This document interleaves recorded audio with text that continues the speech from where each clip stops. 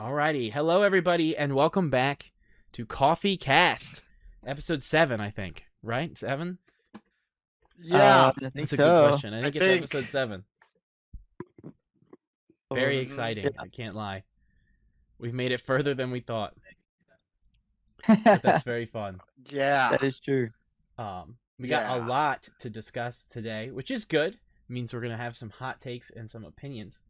And I think we can kick things off talking about the big news of the day. No point in not addressing the elephant in the room, which is that Sony announces as of 2028 they will no longer support discs and physical media on the PlayStation 6 and forward. I Hmm. will say, would you guys like to talk about this first, and then I can lead it in at the end? I'm completely fine with throwing it to the wolves first here, and then we figure it out from there. Yeah. I think me personally, I am not too hit by the news. I mean, as a gamer, I have stopped buying discs since Red Dead Redemption 2 on the PS4. That was the last disc I ever had. Not counting the Demon Souls bundle I got with my PS5. Okay. That was disc. Um, but other than that, I think my time with discs has definitely ended. I don't want discs. I would prefer not discs if I'm getting a game as a gift. Just one less thing to carry around. I do understand its purpose as a physical medium. Kind of like when the sands of time stop ticking, we would still have access to that game. I think that's a very good argument for it. But that's just my personal gripes on it right now. I've stopped caring about discs. So, yeah. yeah.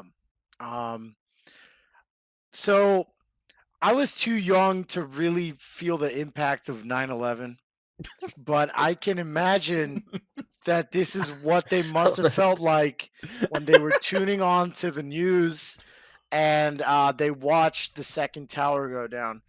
This is Yeah. disastrous, I would say, for gaming. Don't laugh. I'm not. gaming I'm containing communities myself. or gaming communities as a whole, because while I understand the convenience of digital products, I get that that's convenient. Obviously, I'm a big PC guy. Um, so I don't typically handle discs when I play PC games.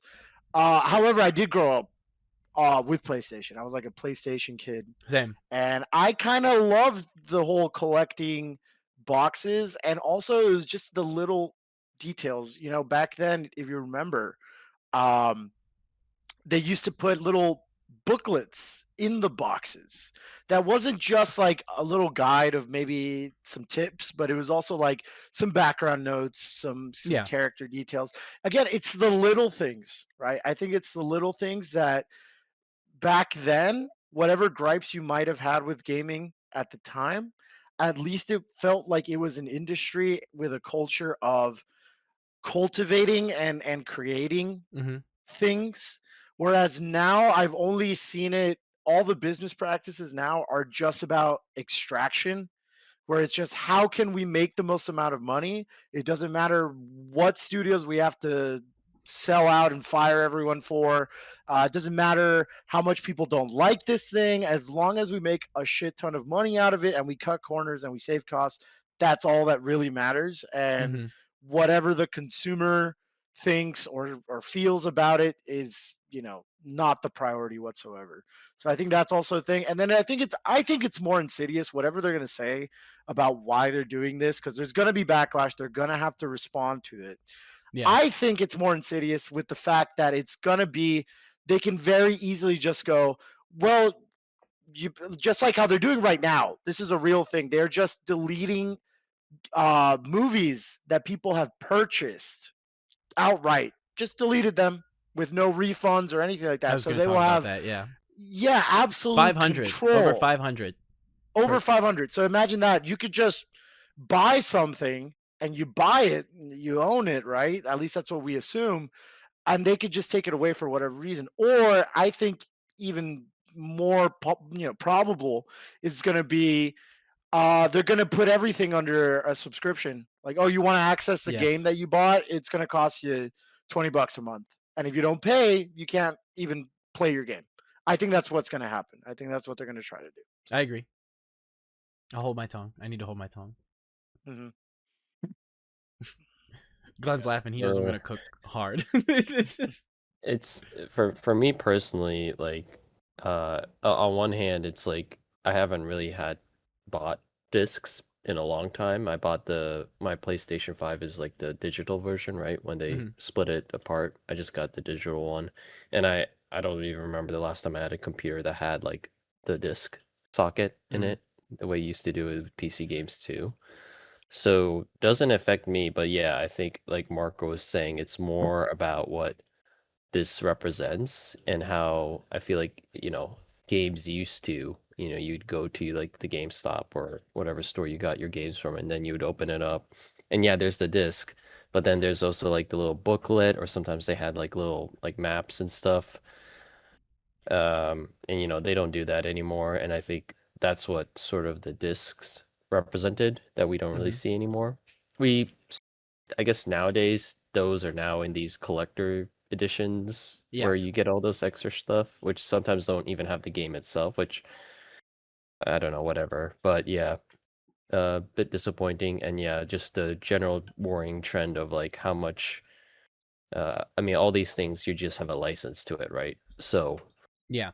they could take it away anytime, I guess, or paywall it behind a subscription. So that Absolutely. would suck. And subscription models are really a really good way for them to make money, which is why you see them like Xbox is pushing the Game Pass, which is a good deal, I would say, but also, just the trend of having everything go to subscription is also like I don't want to pay for like more subscriptions at this point. Yeah.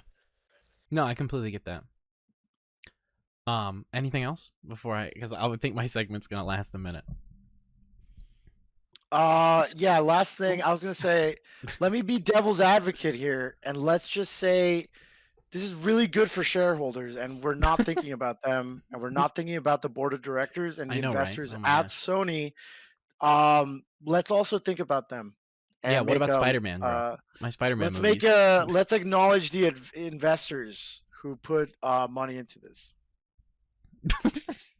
Okay. I Good was comment. Okay. curious Yeah. about Marco, Mark, and Willis. Do you remember last time you bought a disc, like, Yes. at all? Okay, Yeah. share. I would love to hear what the last time a disc The was. last time I bought a disc was end of last year. I bought Metaphor when it came out. Mm. Bought Metaphor. And I was going to buy RE9 physical on PlayStation, but I decided to stream it. So I ended Mm. up doing that instead. Right. But yes, Metaphor was the last time I bought a physical disc. And actually, when I was getting ready for today, I went and checked if I had a physical disc in my PlayStation right now, and I did, and it's still Metaphor. And I wanted to get Oh, yo. Expedition physical, but they sold out, unfortunately. Mm. But I will Mark. say, Yeah. or actually, let me see. Last time they can comment. Last time they bought a disc. I don't want to cut them off. I mean, You like made an your actual point. Yeah. disc, I don't even know, but if you're talking about like the like physical thing, it would have been for like Breath of the Wild on the Nintendo Switch, and I had the little Okay, that physical. counts. Yeah, that's Mhm. the physical I'll count that for cartridge. sure. Yeah, But yeah, that's yeah. Mhm. that's literally the only physical one I bought for the Switch. Everything else I got digital. All the Right. games on that. Mhm. Yeah. Mhm. I did go and buy a collection of PlayStation 2 games. So I bought Soul Calibur 3, which is the best game in that series. Battlefront 2, It's a the classic. original one. The original one. There was also the Lego Star Wars: The Complete Saga as Holy, you well. got that on disc? I have that on disc because I went to Whoa. a trading convention, which has a lot of enthusiasts that have this kind of stuff. So I managed to haggle my way into getting that, and so I have that for my PS2. So and We'd that love to Mm. see was it. this year. So that was about 3 months ago. It's the last time. I see. Okay. Mhm. Well, then I'll be the devil's advocate on this debate, as I feel like I have the most disagreement with it. That's fair. So maybe we'll actually have some discourse on Coffee Cast rather than Oh boy. each other glazing each other up. So Wills, you have the floor, man. I feel like you spent Yeah. all yeah, day you're ready to thinking about unload. this. I've been All thinking over about this a us. lot today. I'll be honest. Yeah. I want to open up because I think Glenn makes a really good point. Which is that I do buy digital games, by the way. I don't want to be this guy who's like, everything I buy is physical, blah, blah. I buy digital games all the time. I just recently pre-ordered GTA. I did. I pre-ordered GTA 6. I'm very excited. It's digital only, but I got it digitally. And I think that there's nothing wrong with buying games digitally. You see these people want to make a big argument about, like, it's wrong to buy digitally and stuff because of all this. I don't think there's anything wrong with it. My biggest grief comes from two things. One is that they're moving in a direction where there's no option. Like, there will be no physical releases. Not limited physical release, but none. Nothing at all, right? Unlike a lot of other forms of media, such as music with, like, vinyls or, like, you know, CDs that are still made. They're just made in lower quantities and are usually considered, like, a collectible thing for people who want that. Them moving entirely away from it when they could simply sell like a USB CD drive and then do limited releases and stuff like that for people who want that sort of thing is shocking to me. That's a premium market that they are essentially ignoring. Secondly is, as has been brought up a lot the last few days, is you're actually technically not owning a game when you buy it digitally. You are owning a license to use it, which can be revoked at any time. Marco took one of my points, which was that over 500 movie licenses were pulled recently from the Sony store. So if you bought any of those films, they lost the rights to them, so they're gone. It doesn't matter that you bought it. You lose the license because Sony lost the license, and it is gone. So I will make a point that I think is important. This is a PSP. I got this PSP in Tokyo. I bought it very recently. Inside this PSP is a copy of Persona 1 that I bought in Japan. Persona 1 is not available in any stores currently because it has had no release and it is not available on modern consoles. So you have to find a disc for it in order to play it. So it's a limited release, it's a limited markup, and you have to find it somewhere secondhand. That is the only way that you can play it. In the same announcement today, Sony announced that the PS Vita store, will be dead, and you can't get games for it anymore digitally. So if you haven't downloaded your digital games onto a PS Vita, you can't use them anymore. The store will be gone, and there'll be no way to access them. The same is true of this PS3 that I still have, which also is invalidated if you have any digital purchases on it.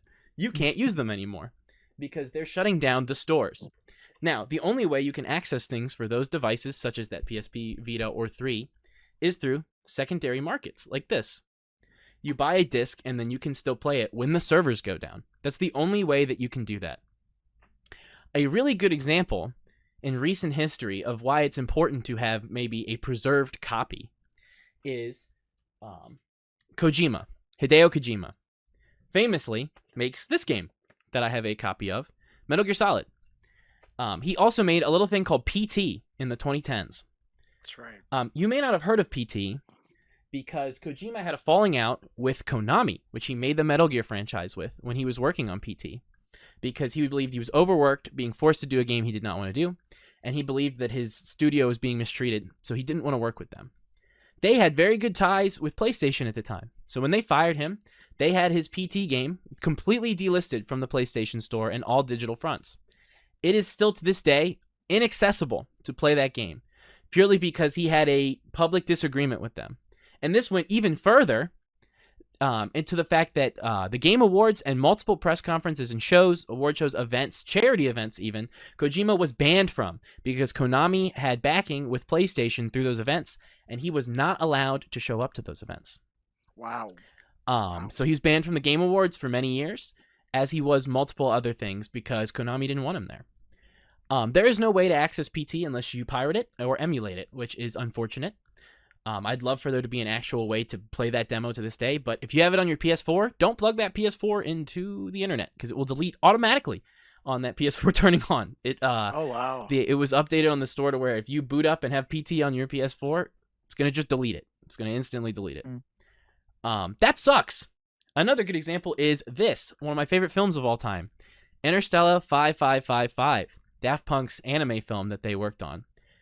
This movie is no longer for physical sale, and the original version of it that is online is gone because recently a studio bought the rights to it and did an AI upscaling reimagining.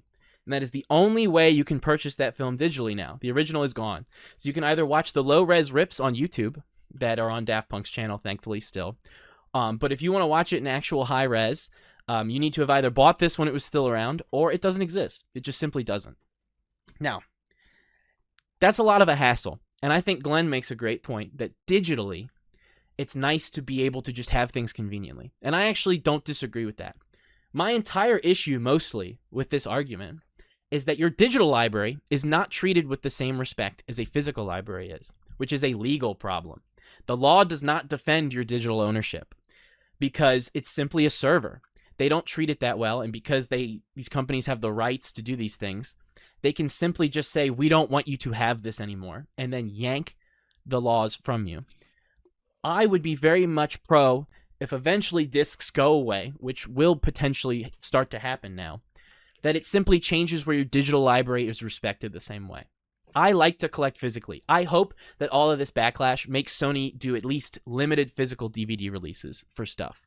Because I would love to do that because I only buy physical for franchises that I really care about.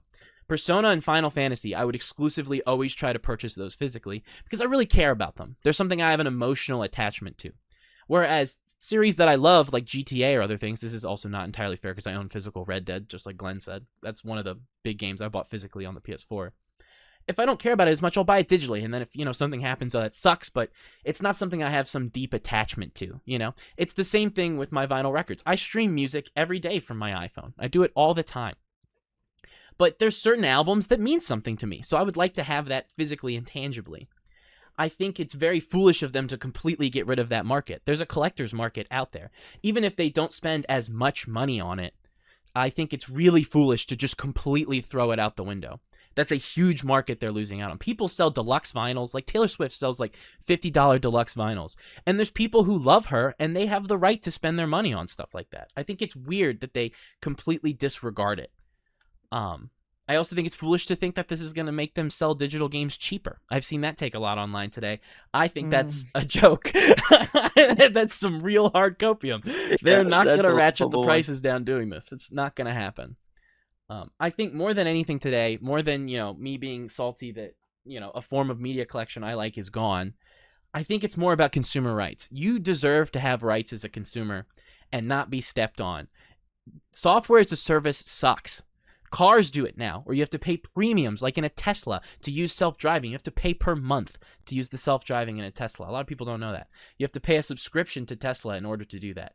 That's what this is going to turn into for games, and they're eventually going to make your art consumption and things that you love a subscription service, like Mark said. It's going to happen, and then that also means you're not going to own that art. So as Kojima famously said one time back in 2021, what happens if someone with a lot of political power becomes associated with Sony and they just decide maybe they don't like Grand Theft Auto? That inspires crime. I don't want that game to be on my platform. Well, they can just take it away from you then. And there's not much you can currently do about it. So I think more than this is an argument about physical media, as much as I really want that to stay a thing, I think it's more an argument of consumer rights. You have rights as a consumer, and they should not become invalidated just because a corporation decides we're just not going to make discs anymore. The fact that you don't have anything there to protect a digital library the same way you could protect your physical one, I think is a joke. And I think that that's ridiculous. And as much as I would love to say, no, forcibly keep the discs going, that's obviously not the way it's going to go one day.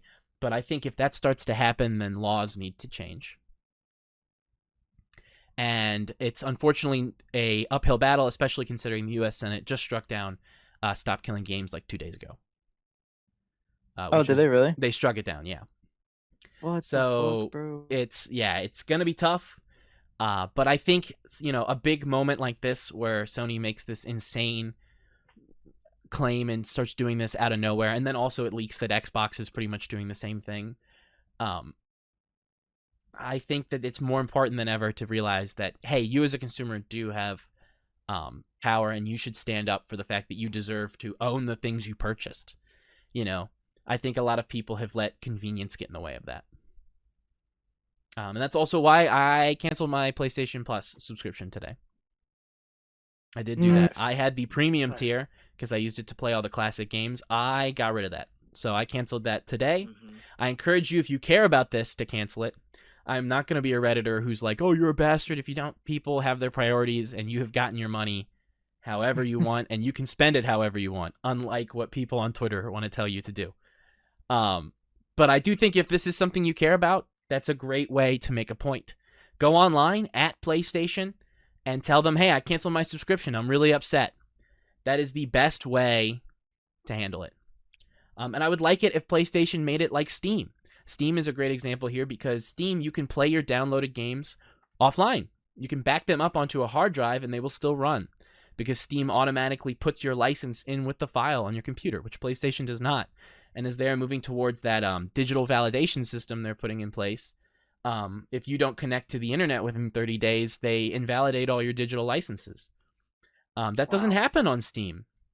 And I would love to see them implement something like that if digital becomes the standard. But they probably won't because they make more money that way.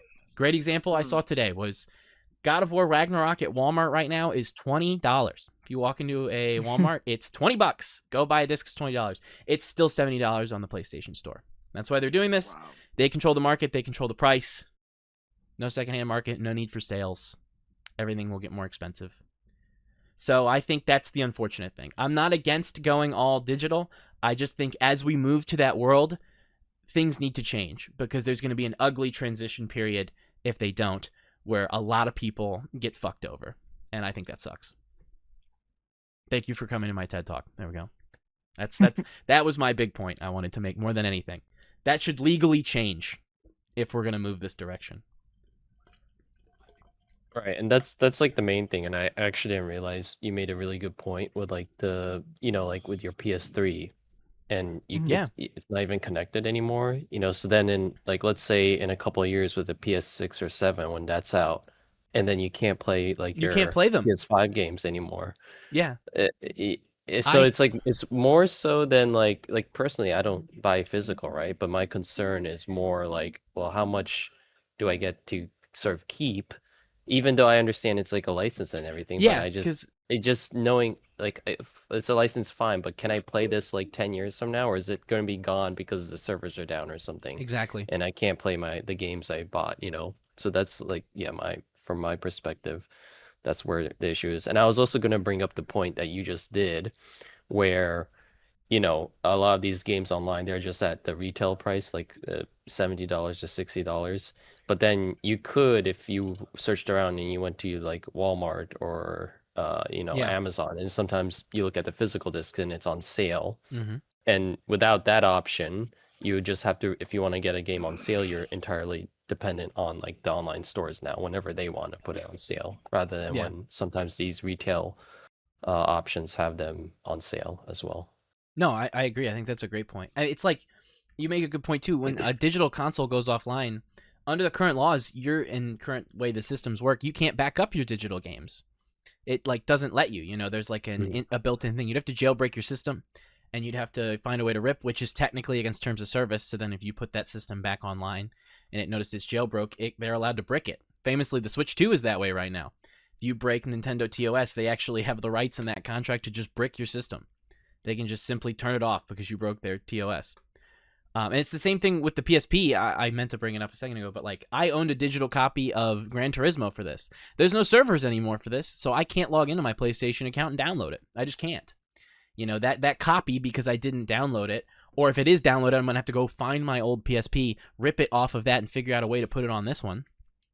But if you didn't have them downloaded, they're just gone. That's just it. That money you paid is it doesn't mean anything, right? So you as a user should have a way to back it up. They should make it legal where it's like, if Glenn, who doesn't care about physical media but would obviously like to keep his game library, you should be allowed to just put it on a hard drive and it be a digital collection. I don't understand why we legally let them not do that. Like, that's ridiculous. It's ridiculous. It would be the same thing as saying you can't back up your books off your Kindle. What? That makes no sense.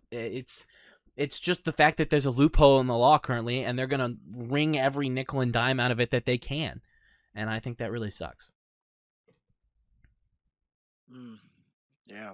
I will That go so definitely does. far. Sorry, you go ahead, Glenn. No. I was backing up Willis. I'm like that is an awful thing to go through for sure. I mean, I know from PS4 to PS5, everything that we had on the PS4 digitally was moved to the PS5. But which was like really nice. when like Willis was saying, it's like now that everything is digital, they hold the ability to just not do that. Yep.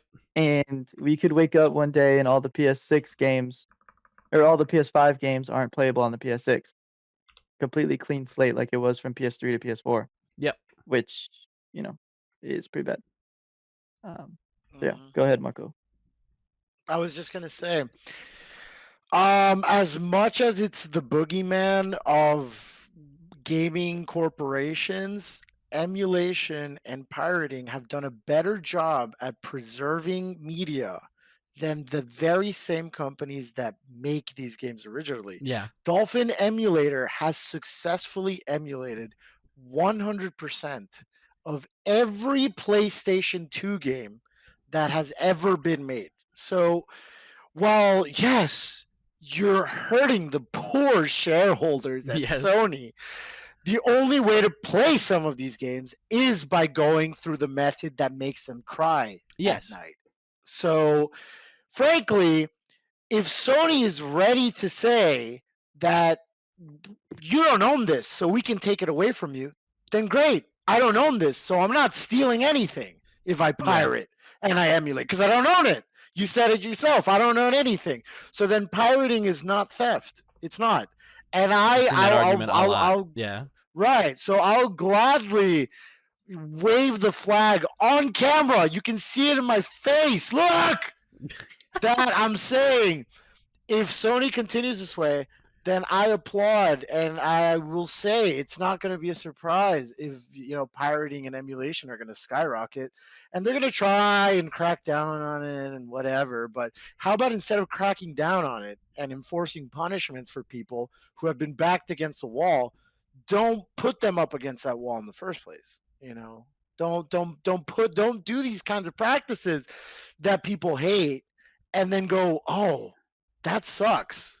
Yeah. Let's spend money on a PR campaign to make them not hate us. How about just don't do those practices in the first place?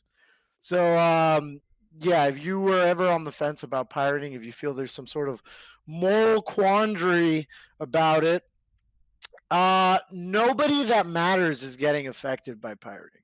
I'm just going to say it. Like, really, if it's an indie dev that's like, hey, I made this game and I'm charging $20 for it. Yeah, that's Okay. I think be reasonable.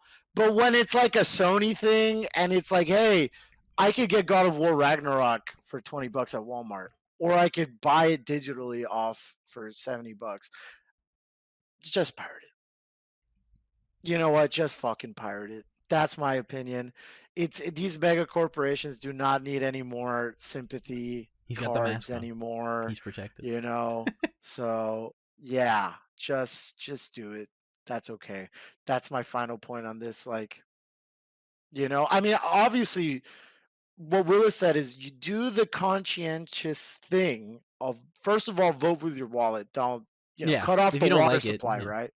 Cut off the water supply. Don't fund this anymore. And then proceed with what I said.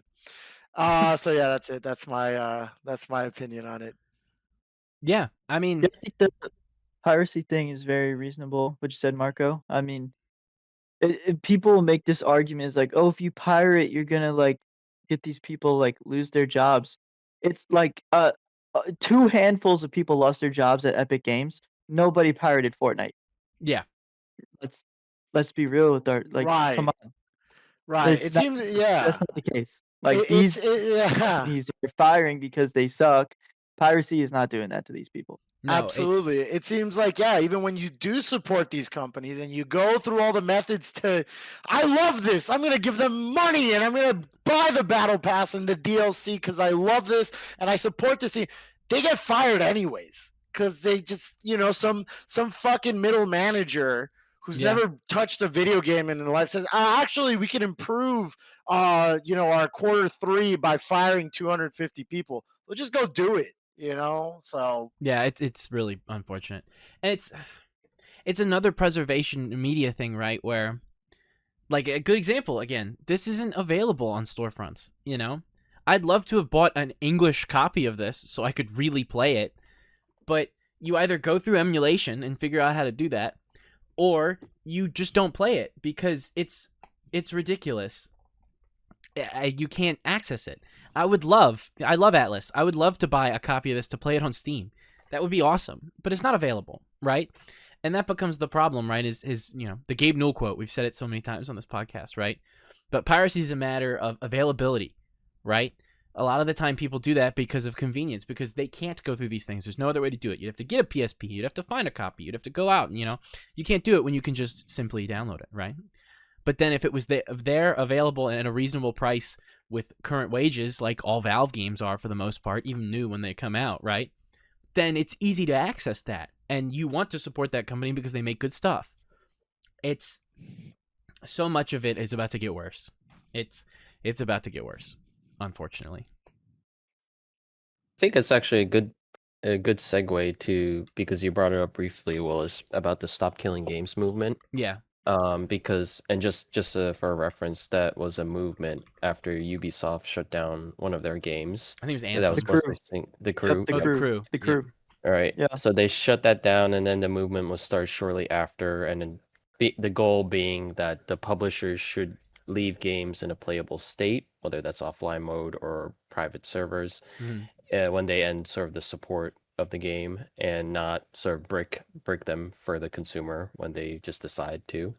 So then there were two things that happened, I think, this week. Willis, what you referred to was that there was a bill in California specifically. Yes. That it passed the state assembly in May, but then it failed in like a committee, in the California committee. Yes, unfortunately. It doesn't mean it's dead, but it just won't be considered in this legislative session. And I think that there's fair, on one hand, it is something that probably the devil is in the details, where it's like, okay, well, if you want to do this, how exactly is this going to look like? You probably need to be a bit specific with it.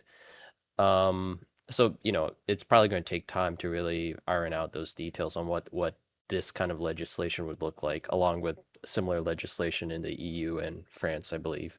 But then there was this moment from, I think, one of the hearings where one of the representatives, I don't know for who, they claimed that community servers like those in Minecraft are actually illegal, which is silly because in Minecraft it's like explicitly allowed. So it's just, I don't know if this is like some kind of bad faith argument or just ignorance I think I saved from the opposition. It's American politics.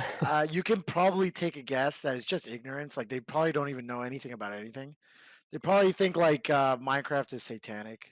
Right. Like, these people. It's to protect the kids, which is why you need to upload your ID on everything now. Yeah, exactly. It's for kids' safety. Right. Yeah. So we can get our pick of the litter. We can see which kids we want.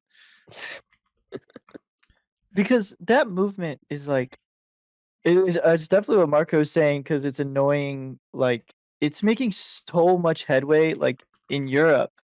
Right. But like here, it's like stopped at every corner. Like, the news I just found is new milestone in the French consumer courts, setting a precedent against the always online titles moving forward. Yeah. And so it really does just boil down to like where we are in terms of American politics right now, that just isn't allowing this to go through on our end. But I can only hope their fight on the European front goes better. Yeah, and at least for now, moves over here eventually. And to answer your question, Mark, it was the Entertainment Software Association who made that claim that the Minecraft servers are illegal, along with representatives from Microsoft. So Microsoft, a name you trust. Yeah.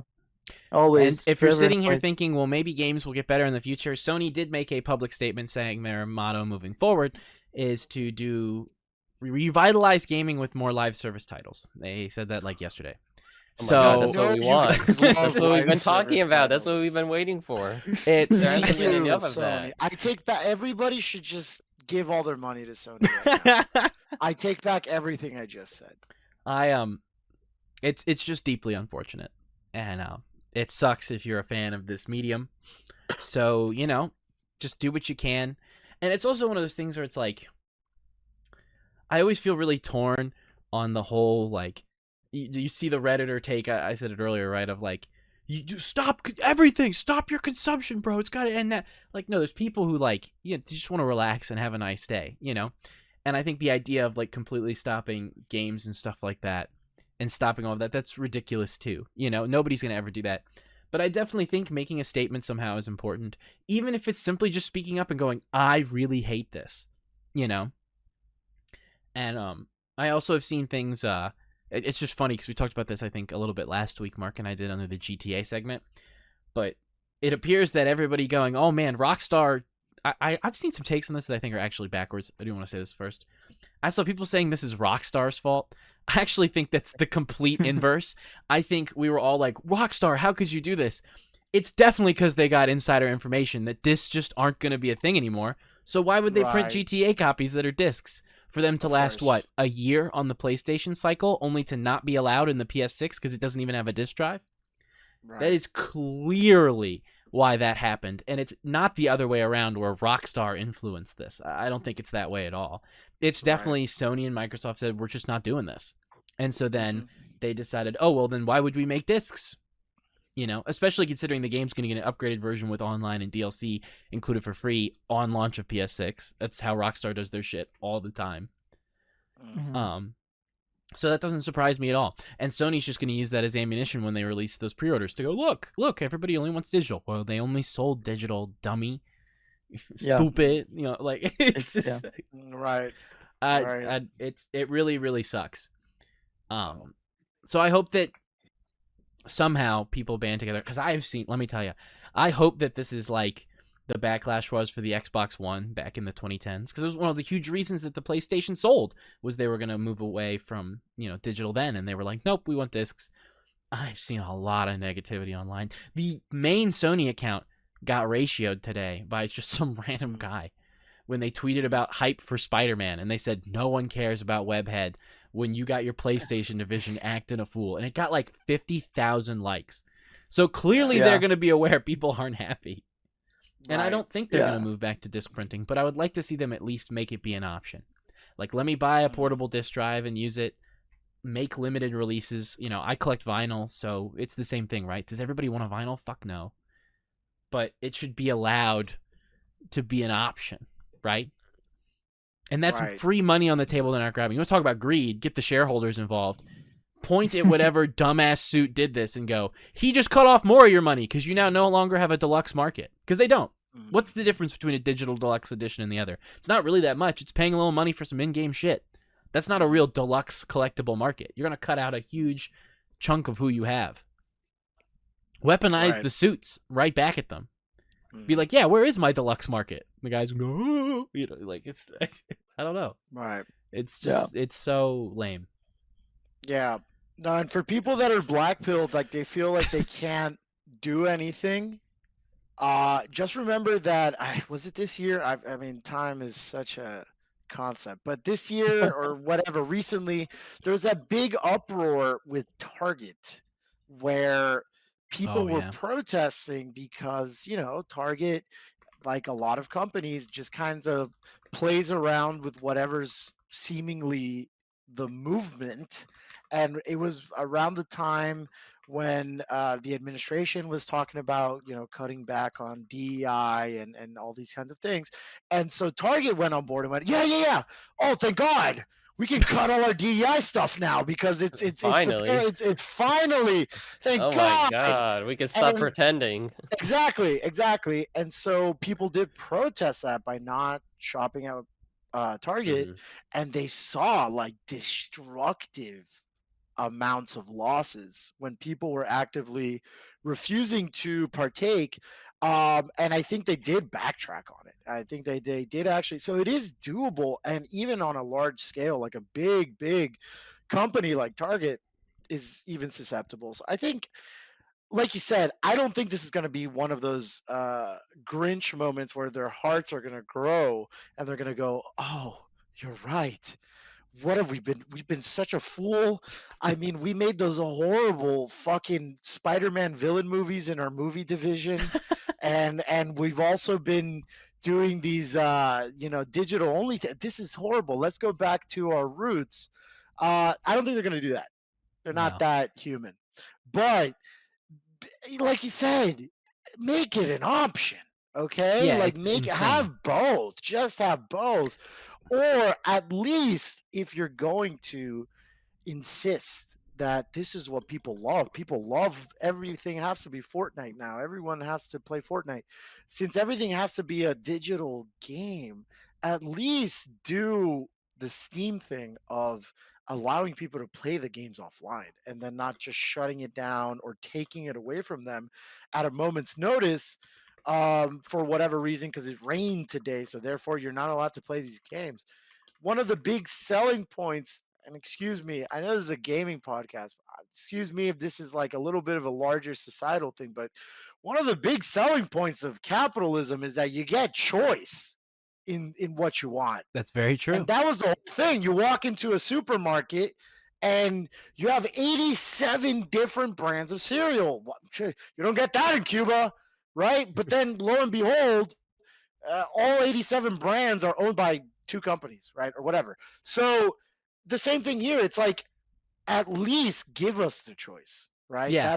That's what the free market is supposed to be. Is like, hey, well, I don't want digital. I can go for the disc. Oh, I don't want the disc. I can go for the digital. It's like, no, you have no choice, and you also give us all your money, and you will say thank you when we shit in your mouth. Like, why? Fuck that. It's because it's not about sales. I really believe that. To make an even bigger statement on it, I don't think it's about sales. It's about controlling the market and controlling the media that they put out there, right? They don't want people to play Bloodborne because then that makes an uprising of, oh, why didn't we get this yet? You know? They just don't want that to happen. And if they control the media that you can consume, then that makes that a problem. Oh, man, people are really being weird about that old game we had. Just delete it. You know? It's like people not wanting you to read certain books, so they just burn them. Like it's almost no different than that to an extent. You are deleting something or giving yourself the power to decide what people can actually have, because then you control the market and then you control everything else.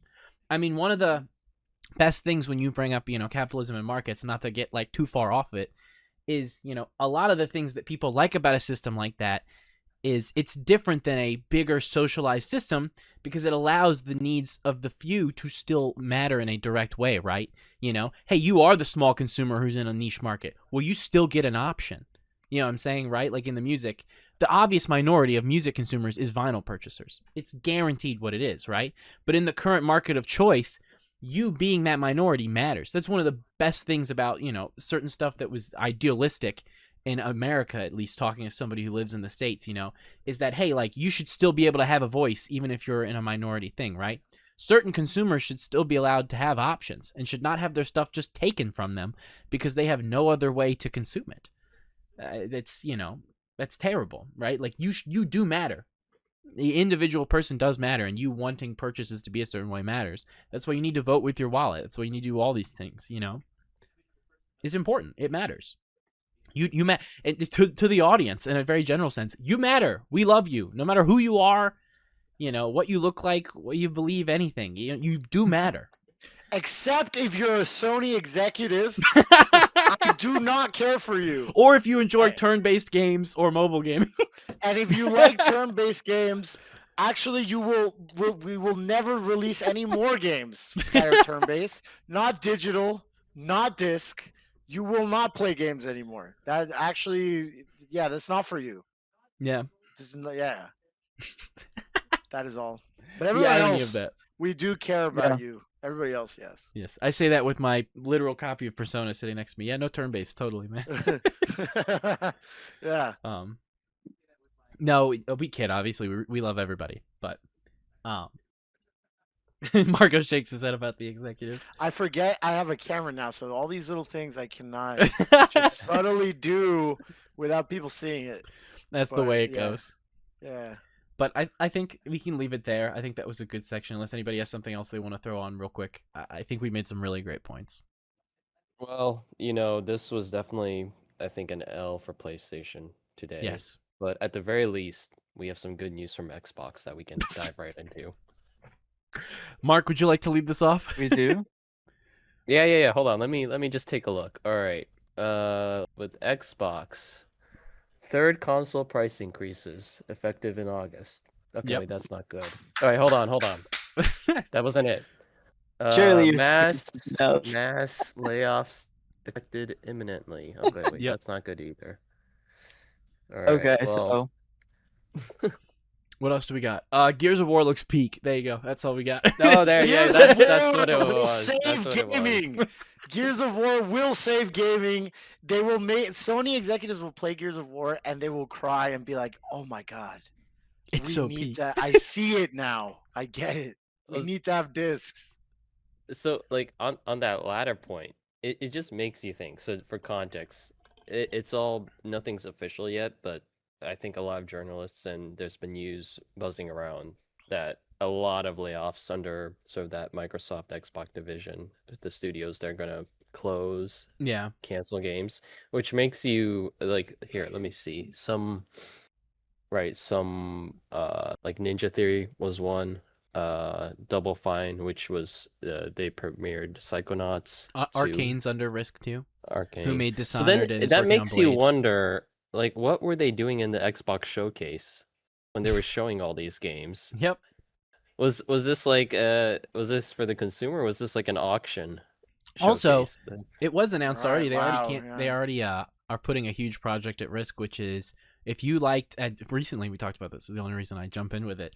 It was just announced, I think today, maybe yesterday, maybe I just saw it today in the craze of everything that's happening. But IO Interactive, who makes Hitman and James Bond, we're working on a giant fantasy RPG title that would be stealth focused, and that got the brick. I'm pretty sure.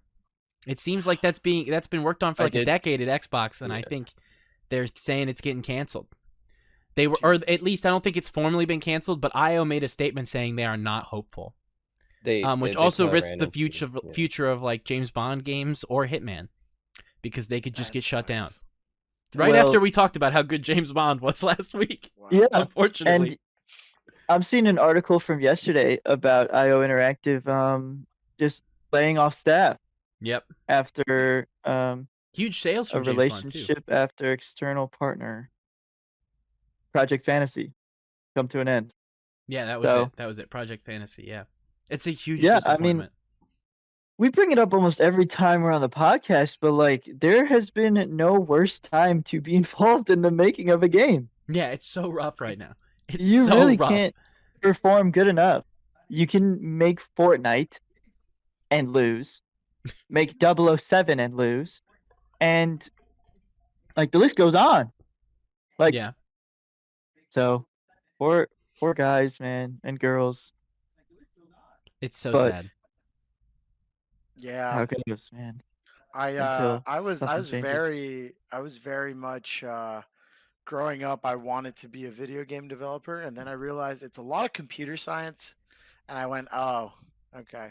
And then I saw a rare documentary about just like the studio and the company and all that. I think they were celebrating their 20th anniversary or something like that, and they talked about how for everybody it's like a lot of the times in the production of a game you can have all the time in the world and it's still never enough time, and there's always crunch time, and there's always just like, oh, I had to sleep in the office, I had to sleep under my desk. It's always bad. And that's also it's to say like the working conditions are probably not fun, but at the same time I bet these people go into it knowing that 100%, and they put up with it, and it just goes to show the resilience of these people and how passionate they are, that they have to put up with these not great schedules or working conditions, and they just want to make a game. And again, I feel like, and I can be unk about this is probably an unk opinion, but like I remember there was a news release at the time, and the headline was like, video games bring in more money than movies do, like as an Movies and industry. music combined, actually. I think it's- Movies and music combined. Yeah, it was something like that. And I had a sinking feeling in my chest because I went, uh-oh.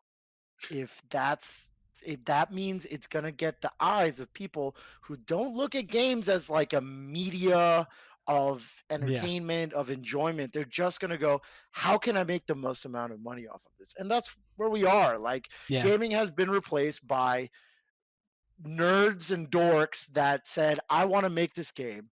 I'm going to be in a studio with 30 other nerds and dorks, and we're going to work on this game, and then we're going to make a game and we're going to release it. And it's been replaced by PR companies and you know, these board of directors and these people in suits who don't give a fuck about what the game is about or if the gameplay is fun or anything. They just care about pushing a product, you know, satisfying investors, satisfying board of directors, and clearly never satisfying them because again, you can make a $1 billion game and hit all the records and hit all the quotas, and still it's like, hey, thanks for that. You're fired. Yeah. Bye. So it's like, man, I don't know what to say. I mean, really, to the people that make games, go. You got to do indie. I don't even know what to say. Go beat your boss with the keyboard.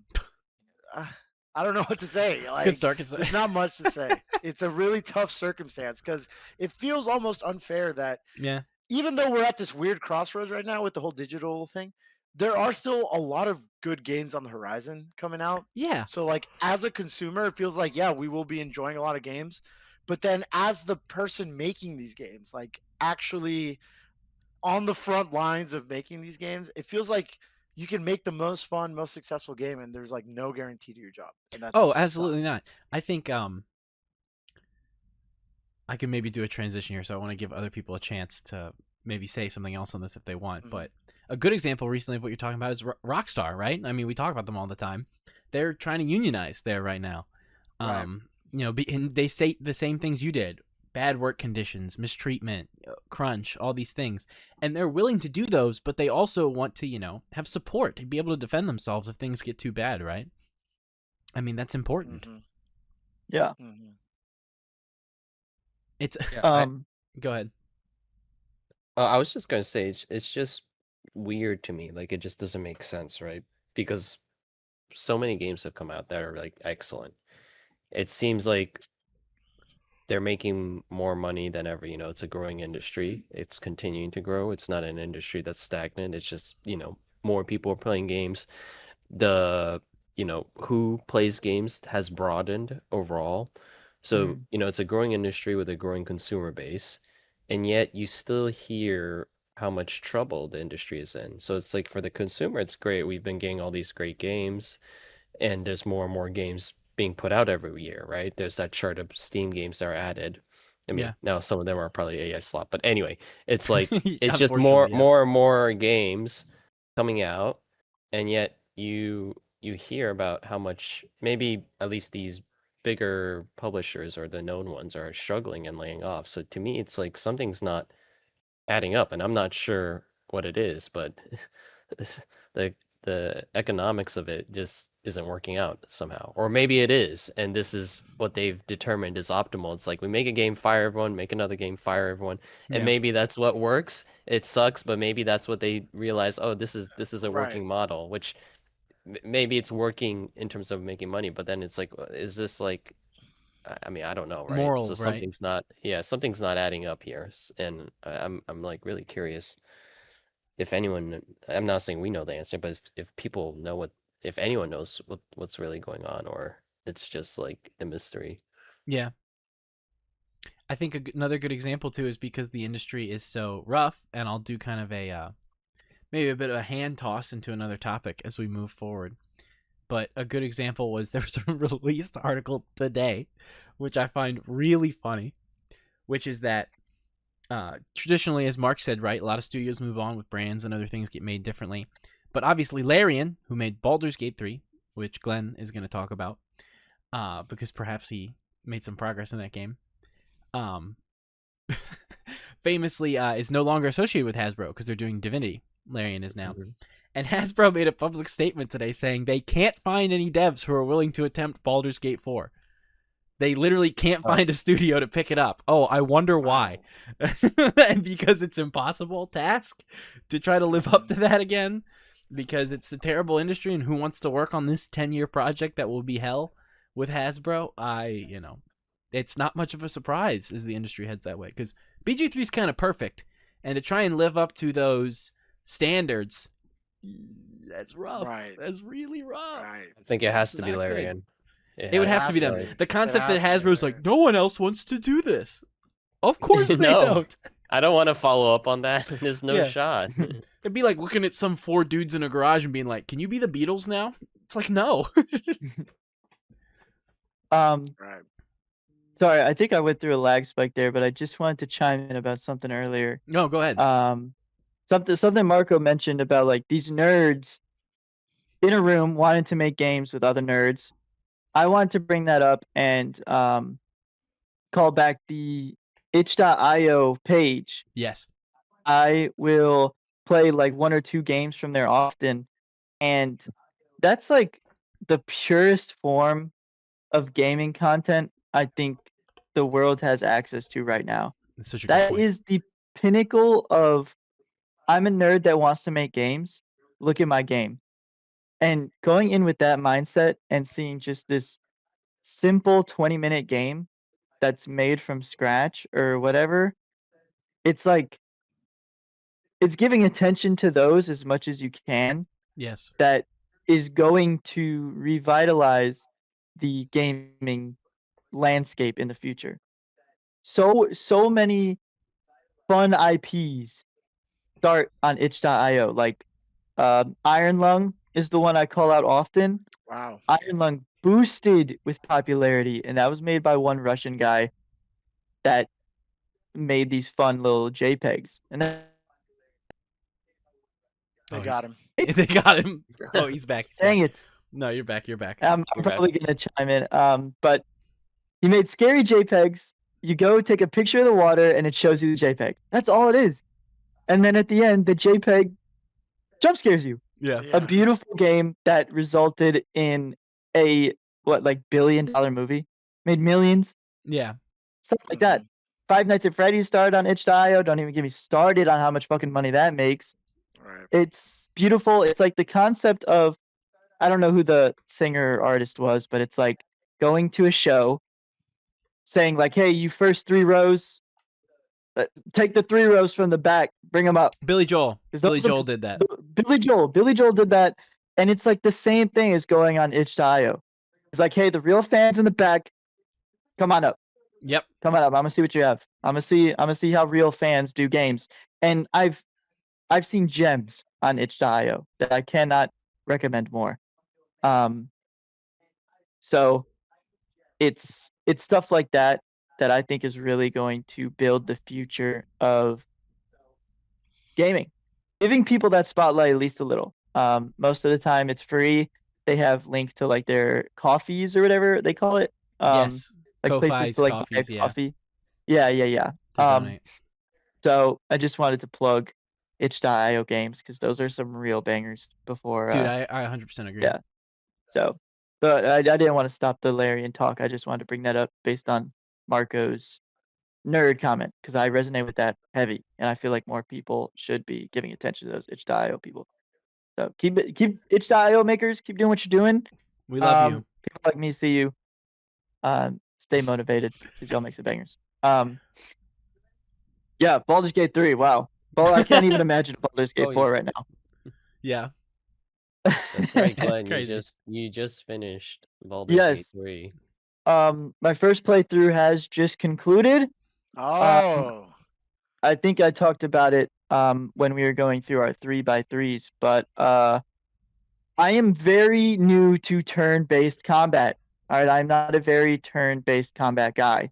So I want to get that out there before I give my full-on review of the game, because I think it might shock some people that haven't heard it already. But my final consensus on the game is a 6 out of 10. Okay. Oh. Now, I get you're thinking, hey, when I was in school, 6 out of 10 is not a passing grade. I get it. All right, I get it. I think that's understandable. To me, a lot of it has to do with my decision to play it on a PlayStation 5. Yeah. Yeah. Now, Yeah. those that don't know me, I am a console gamer. When I do play PC games, it is on a like 2015 PC. It hasn't been upgraded at all. It doesn't even run Windows 11 yet. Just to put that into perspective. Yeah. So of course I get that I played on a PS5, right? That game is probably the most in recent history I knew right away. This is not made for the PS5. It's not. This is made for people to click their mouse Mhm. when they want to do something. I did not get that experience. Because of that, combat to me was a drag, and it resulted in a lot of save scumming, more than I really wanted to in my first playthrough. It's fair. Yeah. So that That's okay. and just being turn-based made it very hard for me to love. But I understand 100% now that I've seen so much gameplay footage on PC that could have been amazing. Yeah. Yes. It's rough on console. Yes. Traversal on PS5 was rough as well. Searching an area results in a lot of positioning your character to be looking at the thing you want to open, and then only seeing the row of books on the shelf above the chest. Yeah.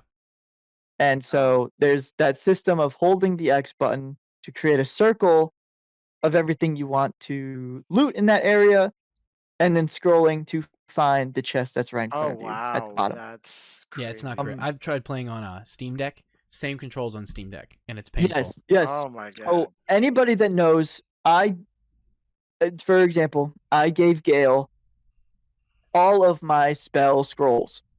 I gave him all of them. That results in a 20 long weapon wheel of Yeah. scrolls. Yes. Yes. So rather than clicking on like a 5x20 grid at the Yeah. bottom of your screen, I was like scrolling through 20 weapon wheels, like individually reading each one to make sure I wasn't gonna cast fucking feather fall on an enemy. But the negatives stop there. I think that is some of the best character design I've seen in a narrative game for quite a while. Each character I've interacted with, I know that's a 1-for-1. Mm-hmm. That is a 1-for-1. I don't think there's anything else in this world that will look like that. And amazing. Everybody was their own archetypes. I knew exactly what their motivations were, exactly how they wanted to run shit. And to top it all off, it's choices. Mm-hmm. It is full of choices that I can make any of those characters what I want them to be. And finding out the different paths you can take with each character, I knew right away this probably has the most replayability out of any game I've seen in so long. Oh yeah. So long. I with all the save scumming I did, just imagining the different game I would play if I didn't save scum. I would have never had like the Night Song released. I would have never I would have never killed Raphael. Just like Yeah. straight up. Right. I would have never been able to detach myself from the Mind Flare. I would have lost that every time. Yeah. And a beautiful game. And I think the ending brought it up so many points for me. So many that I understood, okay, I can see why this won Game of the Year. Yeah. It would not have been my They got They him. got. They got- choice because Resident Evil 4 Remastered did come out same year, was the Mhm. contender. But dang it, Okay. It caught you up. It made you It talk would not like have been my we pick. heard it. We it heard made it, you yeah. talk like Chipmunk for a Okay, second, but okay. all of your opinion made it. Okay. Then it made it. Baldur's Gate 3 is a beautiful game, and it did everything it could to make me sing its praises, and so I do. I think if you already like turn-based games, I cannot recommend it enough. If it's your first ever turn-based game, I would probably say no. I would say Expedition Yeah. 33 is just a better turn-based experience. I'd probably agree with that, especially a Just to first time get you one. in the right, yeah, just to get you in the right headspace. I think Expedition 33. I played that as like my first turn-based game, and I know for a fact if I did not, Baldur's Gate would have been dropped ages ago. Yeah. So And that one is beautiful. definitely more designed for the PlayStation as well. Or Yes, at least absolutely. console. Yeah. It's Absolutely. very like PlayStation controller persona controls kind of, Yes. designed to have like the, X and the D-pad and everything, or like the wheels and stuff. Yeah, it works a lot better. Definitely get it on a PC if you have that option. Yeah. It just looks so much better. Because I ran through so much content once I was done with the game, and seeing the UI of the PC, I was like, wow, this is game of the year material for sure. Now this is what I'm saying. I mean, this is a dumb question, but are you not able to hook up like a keyboard and mouse to the PlayStation and do that? That's a realm far beyond my understanding. I've never even considered such a thing. If you can, let us know in the comments. You know what I'm saying? You might be able to. I don't know. That's a good question. Yeah. You used I to be don't able know. to on the I- PS4, but I'm not sure if that was a PS5 The reason feature. the reason why I bring that up is because I know for Final Fantasy 14 on the PS5, you can hook up a controller to at least type in the chat box, but I don't know if you can like use keyboard and mouse to play the game, So I'm doing research maybe right you now. can't. It's like you can like hook it up to do some typing features, but maybe you can't really play the So game. it says it's by game. I'm trying to look this up right now. I'm Oh, reading this okay. as I go. Okay. Yeah. Because like, I hope that changes enough though. Because like, if I just had a keyboard and mouse on the Baldur's Gate 3 console UI, that still would have been pretty mid. Yeah. Like maybe traversing would have been easier. Get that 6 up to like a 7.5. But I don't know. Like if I had to still go through the weapon wheel, but now I have to use a mouse to scroll through them. Oh no, like I would say like assuming that with a keyboard and mouse you can do the keyboard and mouse UI. Not Sure, Hopefully. right, yeah. I think one can hope. Well, Right. Yeah. Glenn, I would love for you to dig a bit deeper because you mentioned about the characters you met and loved. So would love to talk more specifically about your playthrough, which I think Yes. is very unique. Yes. Yes, I will What add we've heard. very quickly, Yes. one time really quickly. Glenn is Yes. correct. It has only controller support. And if you did mod, like get a adapter, like use adapters to use old controllers or other things for a keyboard and mouse, it would use the weapon wheels just with a mouse. No, okay, never mind. Oh, Don't play it on no, PS5. no. Don't play it on the Don't. PS5. Play it on PC. There are games that Right. support, though, it said on PS5 keyboard and mouse, like FF14, but the developers have to okay. include that as an option. Okay, I I see. see. Okay. Yeah. So, as Mark was saying, yes, I went into Baldur's Gate with a very specific mindset. I knew about the grand choices you can make in the game. With that prior knowledge, I did not want to go in with the mindset of, I'm going to make the choice where everybody likes me. I wanted to deviate from that, of that typical, I'm gonna be everybody's friend. Yeah. No. So I was a human that only respected other humans or human passings, Mhm. right? So I was a Baldurian rogue human, right? And so if I interacted with a person that seems human, I was nice to them. If I talking to a person that was not human, I disliked them. Yeah. So for those of you that are aware of the Baldur's Gate rogues gallery, I'll call them. I don't know. Like no, that's a good way to say it. Yeah. there's a lot of non-human characters. So right off the bat, Shadowheart, I was very friendly to, but I'm just gonna call her Lazelle, the Lazel, yeah. get Yankee. Yeah. The first girl you see, like the She looks prologue like is a you as her. frog. She literally looks like a frog. Yeah.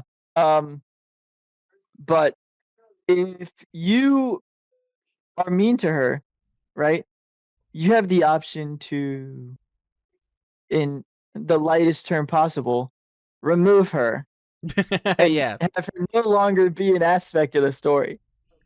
And so if you keep that mindset for the rest of the characters you meet, if you know the game, you can probably tell the connection of who stayed and who didn't. Yeah.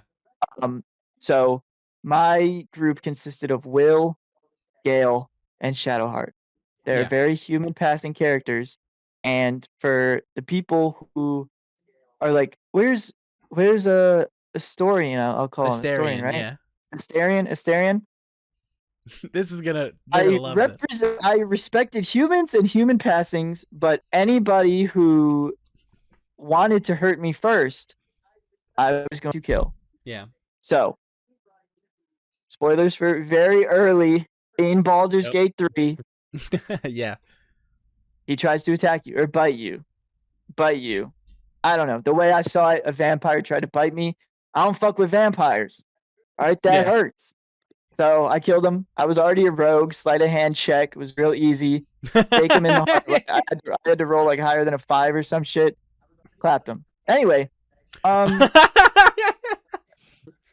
that brings another good point though of like these fights that definitely had more context with the respective person alive is still doable. Yeah. Like I experienced like the Githyanki stronghold without Lazelle. Yeah, you can And totally so do I that. went at as a human without having Lazelle like speak for me as a Githyanki, just being like, hey, I'm gonna do this, and this. I went in there as a human doing that. And so if those of you that know about the Vampire Quest line, I still ended it in a way that was, if you didn't have you guys just told me his name. Astarian. Yeah, Astarian. Sorry, I barely met the guy. Right? Yeah. Yeah. No, that's fair. So yeah, it was beautiful to see these stories wrapped up just in a way that my character experienced them. Like the final vampire fight, you literally pull up and he's like, oh, I believe you met Astarian. If you never met him, the 2 dialogue options are, I never met him, or I met him for a bit and he was a dick and I killed him, or the little attack button. That was an option. Start swinging. So, yeah, beautiful game, and I think that is amazing. Like if it locked that fight away from me, I would have been like, I probably shouldn't have done that on my first playthrough, but it didn't. That's a good point. I didn't think about that because most people didn't remove party members. Yeah. You had the whole willingly cast. at least. That's probably how most people played it. But it is interesting that it didn't. I mean, it obviously locks you out of like that character's personal story, but it didn't lock you out of the respective content. Like you went to the Githyanki stronghold. You did the end of Asterian's fight even without him there. You still did the fight and you still explored the area. So that is cool that it still keeps the content. Obviously, you lose the personal story because they're not in your party, but it's cool that it doesn't lock you out of content otherwise.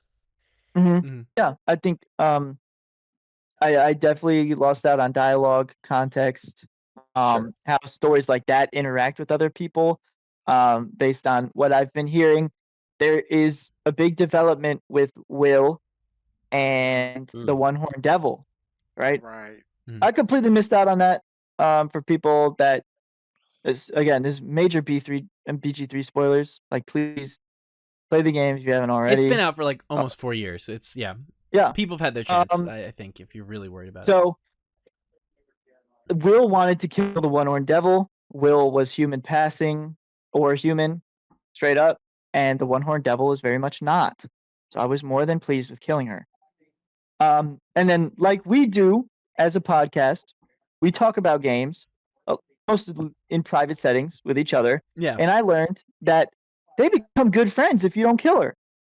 They get Yes. like best buddies. Yeah. Karlak. Karlak, yeah. Yes, Karlak. Oh yeah. Just when you go in with a path you want to set for yourself, I think you got to be ready to learn that you're missing that. But Yeah. at the end of the day, you played your path.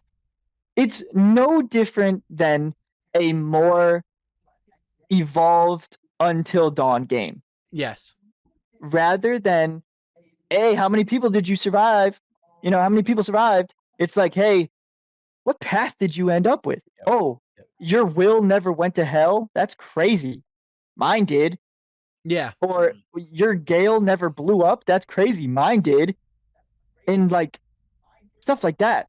Like it's so evolved from this create a path genre that we're seeing that I was blown away Oh yeah. because I played the pick a path games. I was a little bit disappointed with Dispatch, but that's a conversation for another day. Yeah. That was beautiful. Like that ending felt like my ending. I felt so happy that at the end of the day, maybe, just maybe, I'm the only one that saw that specific one.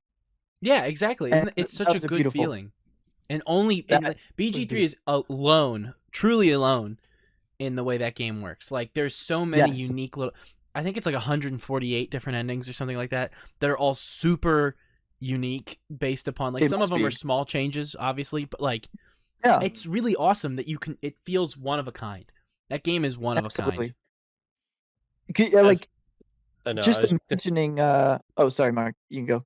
No, I was just going to quickly say, as much as I dog you on removing half of the party, the Nintendo party, yeah, I think you played the game, like, you played Baldur's Gate 3, and you got your story out of it. And I think that's what makes it such a good game. It's not that you Mhm. missed out on Mhm. stuff. No, you played your version of the game. And, like, I played my version of the game, other people played their version of the game. And it's like, even if you kept all the party members, my version where I kept the party members is going to drastically differ from some, like if when Marco played it or when Willis played it, because even with the party members, there's so many choices you can make. And Absolutely. a choice is also to keep, like, people like Asterion tried to bite you. Yeah, no, get out. You're out. And that's a choice. Yeah, it's valid. That's a choice, and there's nothing wrong with that. And that's a path you took, and you got your version of the game. There's no like right, or there's no good. That's the thing with this game. There's no quote unquote good ending. There is an ending where you made a specific choice, Yep. and others where you didn't make that choice, and that's it. Mm. It's not a good or bad ending. It's different endings and different paths you could have taken, and you beat the game, and that was your game. And that's what I think is so cool about that game is then when you talk about it, it's like, oh my god, I didn't know there was that in the game, or I completely missed that, or I didn't even know that That's could true. happen. Yeah. There were so many instances of just Mark and I talking, where Mark reacted like, wait, that happens? That's crazy. Yeah. Because like similarly to not respecting non-humans, I was very anti-Mind Flayer, Yeah. right? And a lot of people go into the game seeing the bonuses that the Mind Flayer can give you and being like, that's kick ass, just like free skills. Like, give me that shit. I did not. I stayed on my path of not liking the non-humans and wanting the illithid out of my head. Yeah. Everything else I saw as a means to an end to get that illithid out of my head. Yeah. So beautiful game. I cannot believe I actually stuck it out. Yeah. And I'm I think so happy you did. everybody, yeah, I think everybody that's listening that might be in the middle of a playthrough, do it. Benjamin Colgrove, I know you've been jumping on that game once or twice, stopping. Tough it out, man. Tough it out. I'm looking at you, Benjamin. Love that shout out. Play it. I know you'll like it. You recommended it to me first, dog. and you gotta catch up now. And big things happen in that game, dog. Yeah. You gotta play it. And I think one of the cool So- things too is it extends to not just your like BG3 does a really neat thing where, and it's because it's on the D&D system, right? But it extends past just story choices as well. Like I guarantee you and I's Shadowheart were not built the same way. I had her as a Yes. necro cleric, so she could do necromancy Mm. spells along with healing, and I made her more of a Yeah. warrior. Whereas then I, since I was a ranged class, would have more of a healing role so that I could be an arcane archer and kind of stay back and then heal everybody and keep them alive. You know, and that's it's more than just a story decision you make in that game. You can build those classes or yourself any way you want, even if it's really Absolutely. dumb. I had a friend of mine whose entire build was he was super strong and he used like shrink spells so he could pick people up and just throw them to their death in like every fight. And that's hilarious. And you Yes. can absolutely do that. You absolutely can. I found out yesterday that your jump distance is tied to your strength. Yes. Right. Yeah. Fucking news to me, bro. Are you kidding me? So That's yeah. how speedrunners and beat these- the game. I don't know if you've watched a It is. speedrun. But yeah, I darn sure did. Yeah. the speedruns No, are really they- funny. They're good, dude. They're good. And Yeah.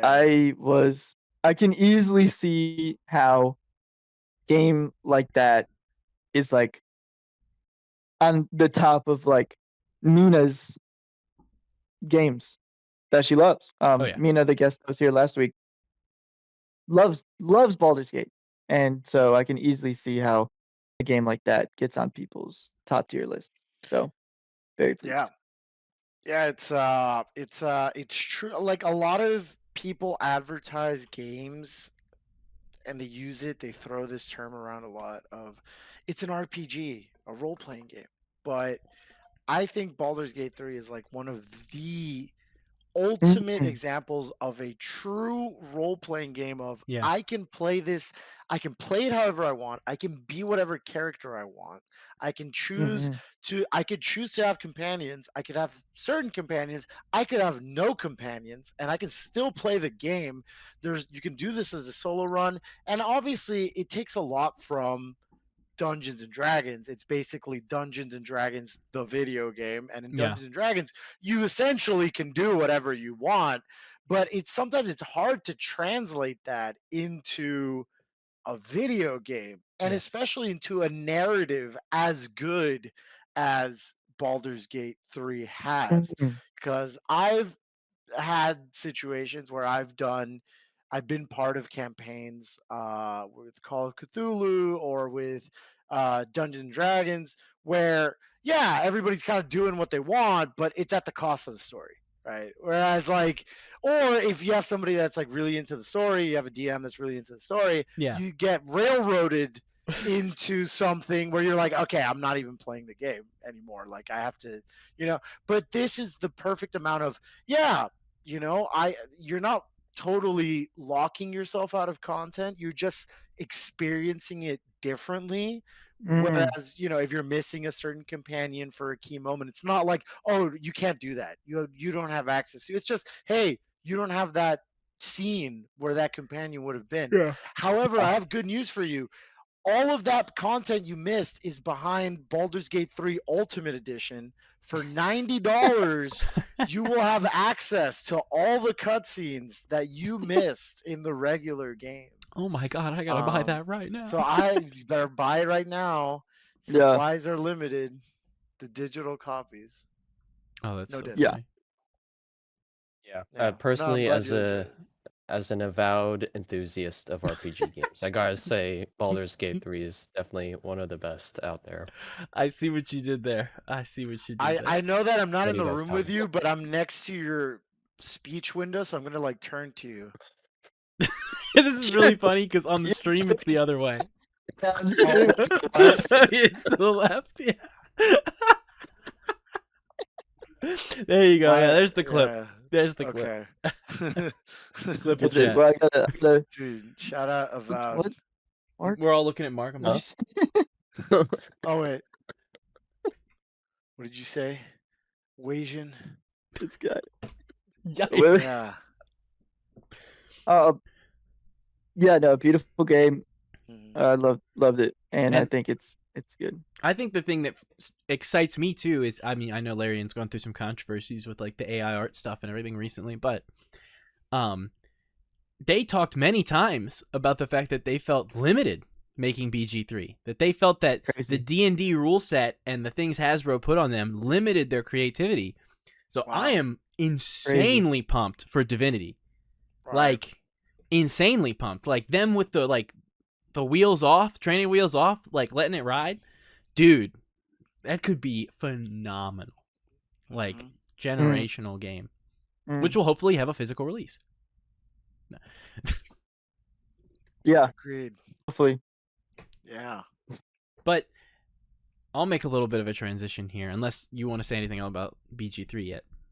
Anything else anybody wants to say? Well, I think you got it. Yeah. speaking of threes, I played another third game in a series, which is I finished GTA 3, which was a pain in the Hey. ass What did to you find think of- old hardware and get that all up and running and everything. But yeah. finished GTA 3. Man, that game has aged amazing and not at the exact same Mm. time. Right. Like, there is parts of that game that I am incredibly impressed with, and there's parts of that game that are ass, dude. Like, horribly, horribly bad.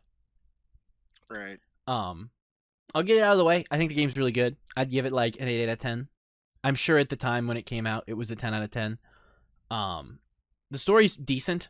I've been playing a little bit of Vice City now, and I can say that its story's significantly better already in Vice City because it's a real story.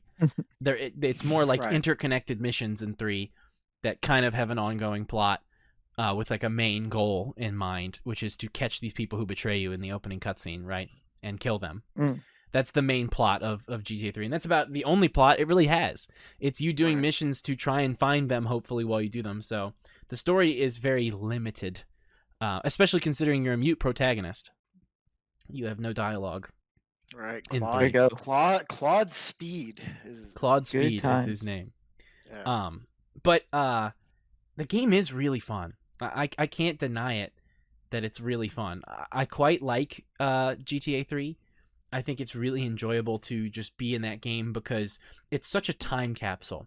So much of the music, the radio stations, the way they're all, controlled and everything like that, it's kind of magical. There's random stuff they say in that game that like I haven't heard since I was a child, listening to the radio with like my mom in the car, It's really special for that.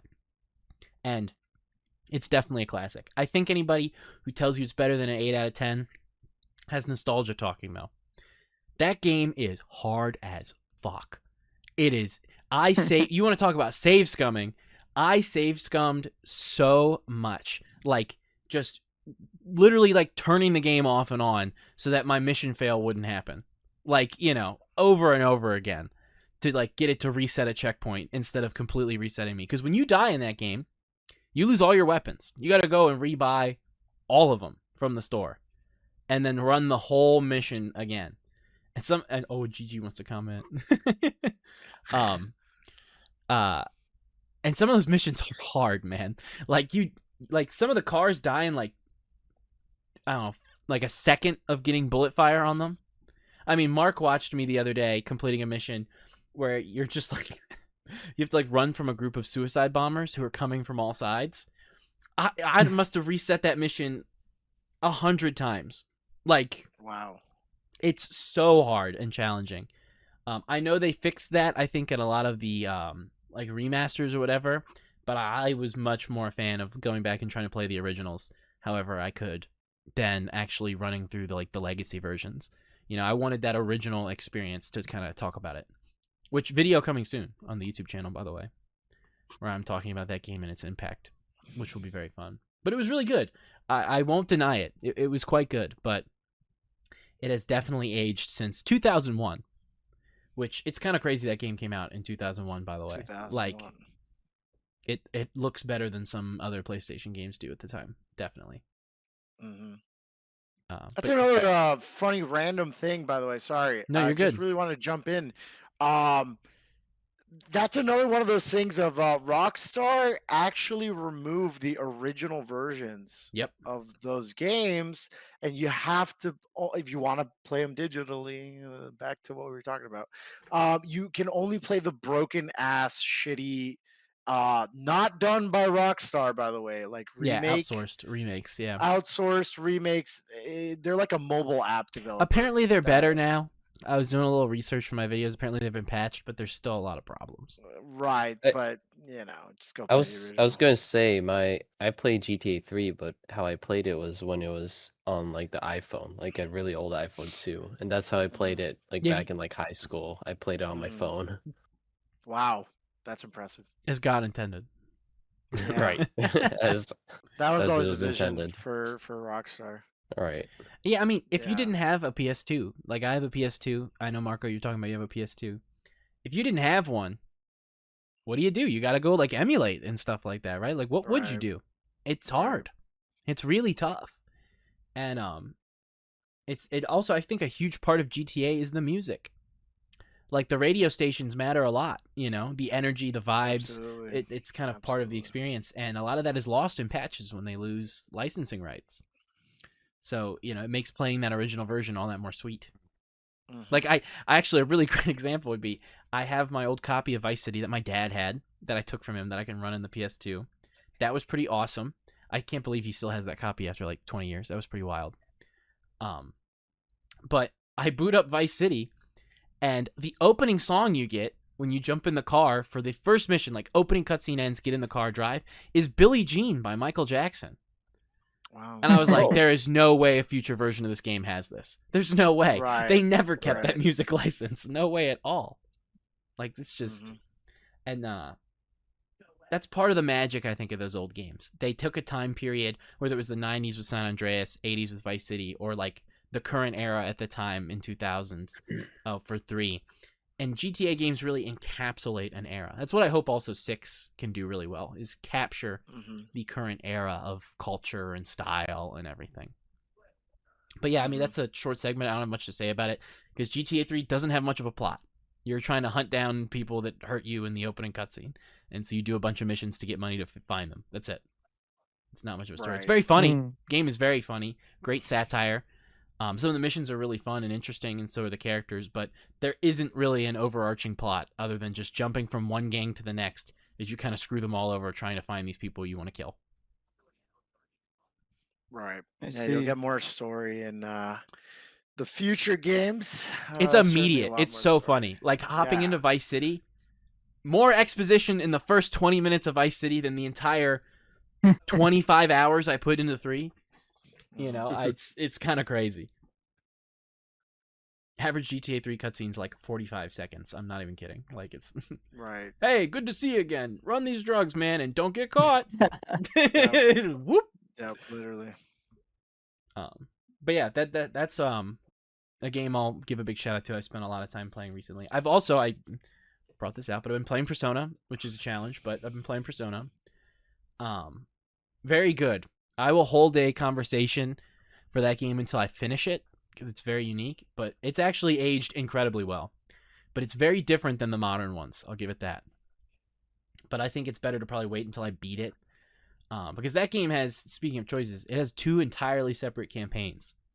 You make choices early on, and then it's an entirely different campaign based on those choices. And there's 2 full 30-hour campaigns, I think. So Interesting. that's going to take me a while. But it's been fun to dive into and experience. But I will hold my tongue further than that and give people chances to talk about other stuff they've been playing.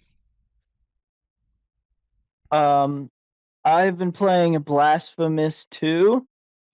For those of you that don't know, Blasphemous is a Metroidvania with a lot of Spanish Catholicism motifs. Mhm. Is a beautiful game. I'm really into Metroidvanias at the moment.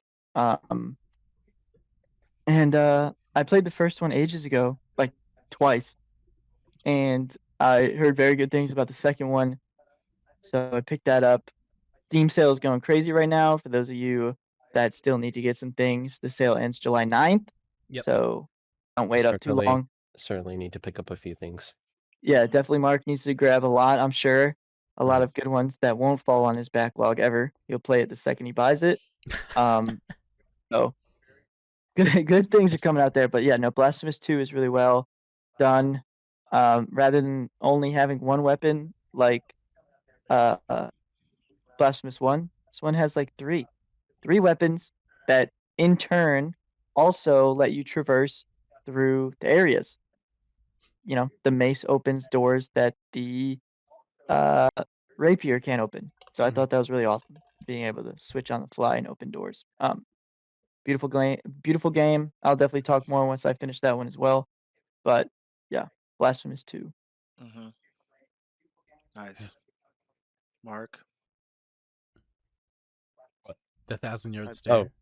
Games we've been playing. Yeah, what I've been working hard on my backlog by not playing Okay. those games and just been doing my usual FF14 raids and going back to old games like Monster Hunter Wilds. Been playing that a bit. Yeah. Game I have 500 hours in and That's a game. has beaten.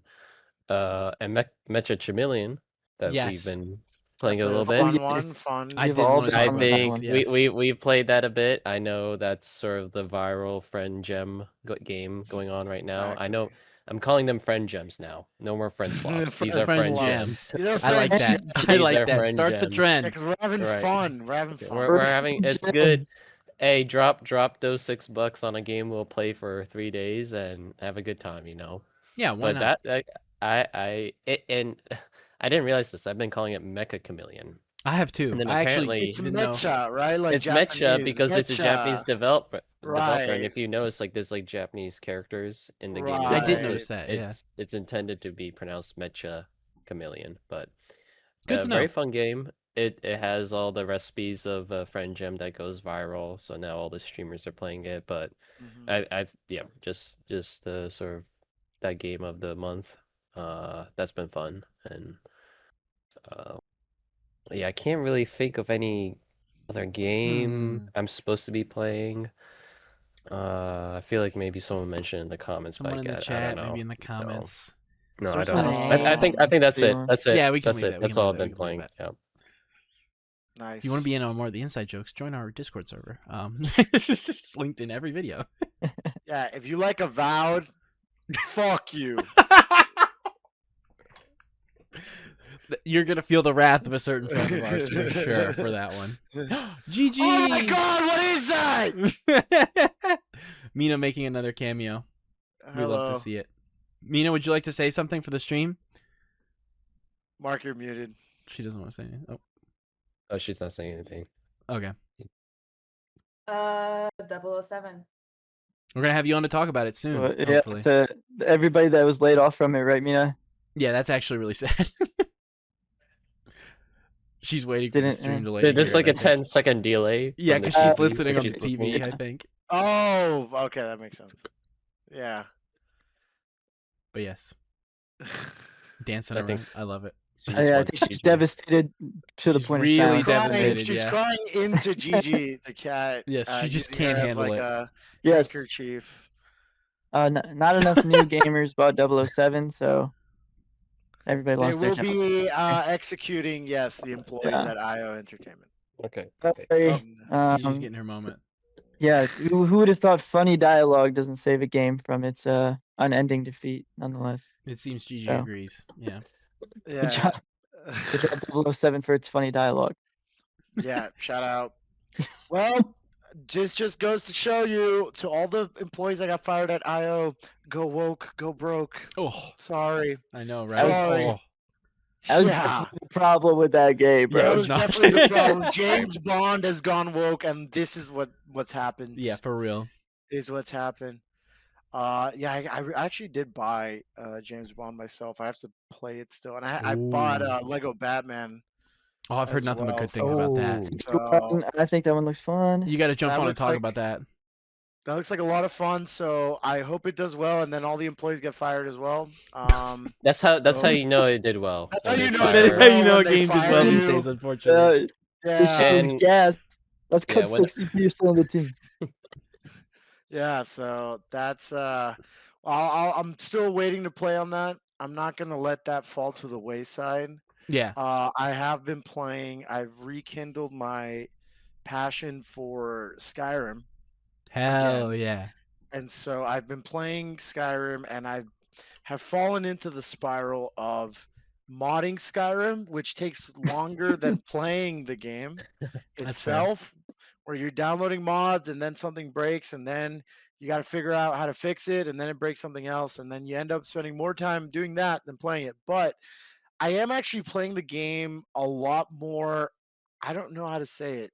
I'm paying more attention to the story because, to be honest, I didn't pay that much attention to it when I initially played it in 2011. I was just Yeah. kind of like goofing off and running around, and I ended up beating the story, but I didn't really do as much as I could have. And then with mods nowadays, it's obviously you can totally change the experience however you want. So Yeah. I am doing a completely fresh playthrough and really just like listening to the characters and doing all the little side stories and side quests and stuff like that. So I'm having a lot of fun with it. However, in the last 48 hours, I accidentally tried updating a bunch of mods all at once. And also, this game, a lot of the mods don't have support anymore because it's an old game. Mm. I was in the habit of like App Store, just like, oh, I'm gonna update all my apps. Oh, I was like, oh, all these mods can be updated. I'll do that. And when I realized, it started breaking all these dependencies because it was like mhm. they maybe older mods relied on these mods and now they're broken too. So I had to delete everything. And Oh, I am announced I will now start Skyrim all over again, from scratch. And yeah, I've learned my lesson. So it happens. What kind of mods are you like using in this playthrough? Like, is it like major ones or like more like UI tweaks and such? Cosmetic, yeah. yeah, Okay. This guy. yeah, it's physics tweaks. Okay. Okay. All right. Yep. I think I know where that's going. We're gonna leave that one there. Yeah. For all right, for that's for the Sweet. story, right? Of course, To yeah. really for get the into Spin on it's the for fixture. I realism. also love for realism. the more realistic swinging animation mod. That one's really good. Yeah. I Oh, like that. that's a good Yeah, one. That's a good one. yeah. More veiny That's my girth favorite. mod. Huh? Yeah. Say again. The girth cos- of swinging arm. Oh, of course. Yeah, Or yeah, Right, yeah. yeah, You yeah. know, the Yeah. arm looks like The better muscles. animated. Yeah, Yeah. the muscles. Yeah. Yeah. Really funny to lead in with. I'm really enjoying the story this time. To then go into that. I'm telling you, I'm all grown up. I'm reloaded. I'm uncut. Director's cut extended edition. This is how Todd Howard meant this game to be played, For with real. full nudity involved. So I On guard. expect that for Elder Scrolls 6 when it comes out in 32 years. Yeah, for Soon. real. So Soon, it's TM. right around the corner. That's so funny. Also, speaking of, I forgot this as well. Replaying a game that you haven't played for a while. I completely forgot about this. I started a new Red Dead Redemption 2 save file. Nice. I'm up at 2 hours into the game. That's But good. I booted it up and I was like, yeah, this is actually still one of like the best games ever. Oh yeah, Like immediately it from the start. definitely is. And it's also funny because part of the reason I wanted to play it was a lot of the GTA 6 news that was coming out about it being 30 FPS. Kill me in the comments. I played Tears of the Kingdom on the Switch, which ran at like 25 FPS. I think as long as a frame rate is stable and consistent, that is what matters more than the actual frame rate you're getting. Red Dead is 30 FPS, definitely. You can feel it. Yeah. But that game, as Rockstar designs a lot of their games, and I imagine GTA will be the same, it's a very slow-moving game. Animations are slow, reactions are slow to things, so you don't really notice it as much as you would something that's like faster, like a Nier game or Kingdom Hearts or something, or like even like a Souls game, like Demon Souls, right? Where you have to have these quick time reaction inputs. There's not a lot of that in Red Dead Almost never. or in GTA at all. So I don't think you'll notice as much. And it runs incredibly stably at 30, which I think matters more than anything. I experienced no lag or frame dips playing it. It sucks unless you play on PC. It's on console still locked at 30 no matter what, even on PS5. That really sucks that there's no update or upgraded version. But there is one for Red Dead 1, which is weird. I don't know why 2 doesn't have one, but Red Dead 1 does. That's really odd to me. Actually, But yeah, I mean, that game's great. I can't comment much because it's been a long time, and I definitely did not appreciate the story. I mean, it's a great story, but I definitely didn't appreciate that game as much when I played it in college. I was playing it in bursts. I had not the ending, thankfully, but I had good chunks of the plot spoiled for me. I had never played Red Dead 1 at the time, so my friend convinced me because it was a prequel to pick it up. And It was. I definitely had chunks of it spoiled that caused me to not enjoy it as much the first time. But coming back to it, I think with more mature eyes now than me being 17 when it came out. Initially, not to date myself, but I'm pretty sure. No, I was probably 18 at the time. Playing it on the PS4 during college in like really weird increments of 5 hours to 1 minute to whenever I could fit it in between classes. Actually trying to like let that story wash over you is very different. And I've been enjoying it a lot, but again, 2 or 3 hours in, I'm immediately enjoying it again, but it's been a while. That game is gorgeous, by the way. For a game that came out almost 10 years ago, it looks phenomenal. Jesus, Oh, yeah. 10 years ago. Isn't that crazy to think about? 2018, man. Wow. Wow, indeed. There was definitely another game I wanted to bring up, and now I can't remember it, but it doesn't matter. If it didn't stick in my head enough until this point, then it really do be over. But Avowed. Yes. We'll just say avowed. But that's all I got to say for the week, really. I mean, there wasn't a lot. I'm trying to think if there was other news or anything big that got announced. I don't think so. This was kind of it, especially with the disc stuff today. Yeah. Yeah. Yep. That All was I think that's a good Yeah. wrap Yeah. up. that was it. I agree. That was a very good wrap-up point.